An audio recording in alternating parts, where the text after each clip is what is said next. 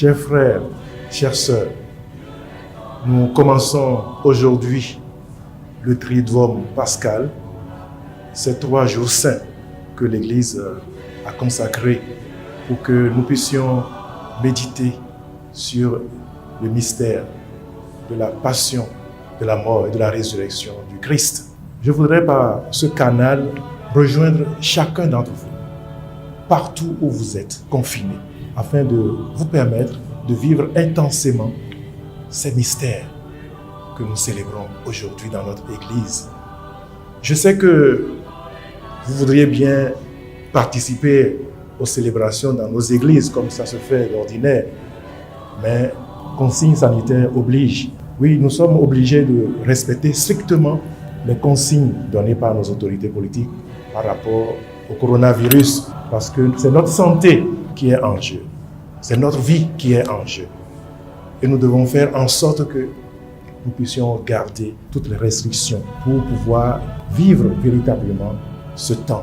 Dans chacune de nos maisons, partout où nous sommes, nous pouvons nous réunir en famille pour méditer sur les textes majeurs qui nous aident à entrer dans cette relation d'intimité avec le Christ.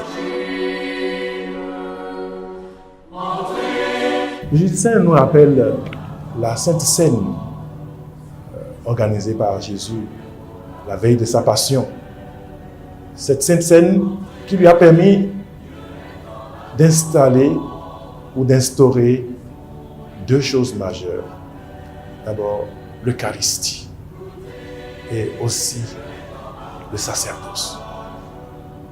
L'Eucharistie qui est le centre, le sommet de la vie de l'Église. Et c'est en cela que je voudrais souhaiter bonne fête à chacun de vous. Mais de façon particulière, je voudrais souhaiter aussi bonne fête à nos prêtres. Parce que c'est à eux que le Seigneur a confié ce mandat, cet ordre de célébrer l'Eucharistie. Faites cela en mémoire de moi. Bonne fête donc à tous nos prêtres qui ont reçu ce mandat. L'Eucharistie, ça nous rappelle comment le Christ lui-même, il s'est donné à travers le symbolisme du pain et du vin qui se transforment en corps et sang du Christ. Il s'est donné totalement à nous. Et Saint Jean va résumer cela dans cette parole forte. Il les aima jusqu'au bout. Il les aima jusqu'à l'extrême, jusqu'à donner totalement sa vie. Il a livré sa vie pour nous. Et c'est ce que nous sommes appelés à découvrir, c'est l'amour miséricordieux de Dieu qui se manifeste dans la vie du Christ. Cet amour miséricordieux que nous sommes appelés nous aussi à vivre. Oui, Dieu, il nous aima jusqu'à donner totalement son Fils pour nous. Et ce Fils, il s'est offert à travers son corps et son sang répandu pour l'humanité, pour le salut de l'humanité. En faisant mémoire de ce corps et ce sang du Christ dans l'Eucharistie, nous communions vraiment à la vie du Christ. De sorte que nous aussi, nous puissions nous répandre pour la vie de l'humanité, la vie de nos sociétés. Alors c'est pour nous l'occasion de apprendre à nous aimer en communion avec le Christ. Mais nous aimer par rapport justement à la situation que nous traversons, ce coronavirus, c'est nous respecter mutuellement, c'est garder la distance sanitaire que nous devons avoir les uns vis-à-vis des autres, c'est aussi protéger la santé de l'autre tout en nous protégeant nous aussi. Et c'est dans ce sens que ces consignes données par nos gouvernements sont très importantes à suivre. Et cela y va de notre santé, de la santé de notre nation, la santé de notre Église.